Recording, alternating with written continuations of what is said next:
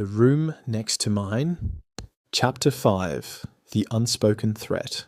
It was Monday afternoon when Jack got home first. The door was unlocked. He paused. James never left it unlocked. He stepped inside cautiously, eyes scanning the flat. Nothing looked out of place, not at first. But in the kitchen bench top, a single folded piece of paper sat neatly next to the fruit bowl. No envelope, no name. Just 3 words written in rough block letters. "You should leave." Jack stared at it. A chill ran down his spine. He folded it back up slowly, quietly, and tucked it into his pocket, just as he heard James unlocking the front door. The door opened with its usual soft click, and James stepped in, hoodie damp from the drizzle outside, his hair clinging lightly to his forehead. He kicked off his shoes without looking up. "You beat me back." Jack turned from the kitchen bench top, calm face hiding the storm behind his eyes. "Yeah, finished up early." James tossed his backpack onto the couch and reached for the fridge. Jack's fingers tightened slightly around the folded note in his pocket. James pulled out a bottle of water. "Anything happen?" Jack shook his head, casual. "Nah, quiet." James gave a small hum of acknowledgement, but his eyes lingered on Jack for just a moment too long, like he sensed something unsaid. Jack forced a smile. "You good?" James hesitated. "Just tired. Been getting this weird feeling all day." Jack turned away, nodding, pretending to clean the sink. He couldn't tell him yet, not until he understood more. That night, after James went to bed, Jack unfolded the note again under the dim desk lamp. He flipped it over. This time he noticed something faint, a small watermark in the corner, barely visible, a shape, no, a symbol. It looked familiar. His stomach dropped, not from uni, from back home. Jack sat on the floor in the corner of his room, knees drawn up, the note on his thigh, the lamp throwing harsh shadows against the wall. That symbol, 3 curved lines within a circle, he hadn't seen it in years, but he remembered exactly where it came from. Back home there were stories. People from outside town, a group that caused trouble. They'd leave warnings like this. Before things went missing, before people got hurt. He used to think it was just country paranoia. Now he wasn't so sure. The fact that it had shown up here, in Melbourne, in his flat, and was aimed at James, it meant something dangerous. Jack folded the note again, carefully, like it might shatter if handled too roughly. He couldn't tell James yet, not until he knew what they were dealing with. But he could do one thing. He could keep him safe. The next day, they were at the edge of the uni sports field, where Jack often ran laps to unwind. "Wait, what?" James blinked. "You want to teach me what?" "Self-defense," Jack said, rolling his shoulders like it was the most natural thing in the world. "Just a few basics. You said you didn't like feeling helpless." James flushed. That was different. Jack stepped forward, eyes calm but firm. Still, he handed James a bottle of water. "You trust me, right?" James looked at him, and that pause, that moment of held breath, said more than words ever could. "Yeah, I do." They started simple. Jack showed him how to hold his weight, how to keep balance, how to break a grip. James was awkward at first, arms too loose, stance too stiff. Jack moved behind him, correcting his posture with a gentle pressure on his shoulders, his hands. "Relax here," Jack murmured, "and shift this foot back a little." James nodded, but he barely heard the words. He was too focused on the feeling of Jack's fingers, firm, steady, warm. He swallowed hard, pretending it was just the heat of the sun, pretending nothing had changed. They sat side by side on the grass after training, the sun low, painting the sky in soft streaks of orange and slate blue. James leaned back on his hands, breathing steadier now, face flushed from exertion, and maybe something else. Jack stretched out beside him, one leg bent, watching the clouds. Didn't think you'd actually let me flip you, James said with a small smile. Jack smirked. Didn't think you'd manage it. You let me win. I didn't, Jack said, then quieter. I wanted you to feel strong. That made James pause. He turned to look at Jack, really look at him. Why do you do that?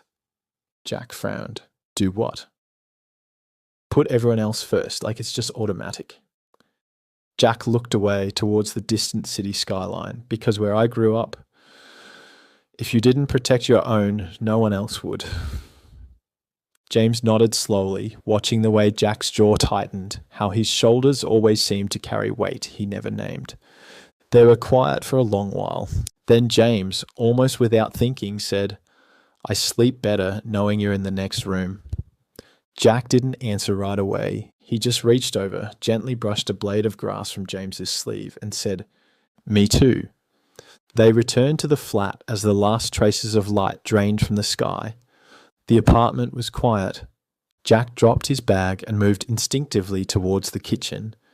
Then he stopped cold.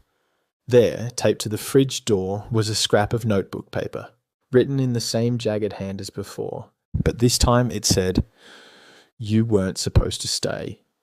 James, oblivious, walked past him, softly humming a tune. Jack yanked the paper off and shoved it into his pocket before James saw it. But his heart was pounding. Someone had been inside the flat, and they weren't done yet. Later that night, James lay in bed, earbuds in, pretending to watch something on his laptop.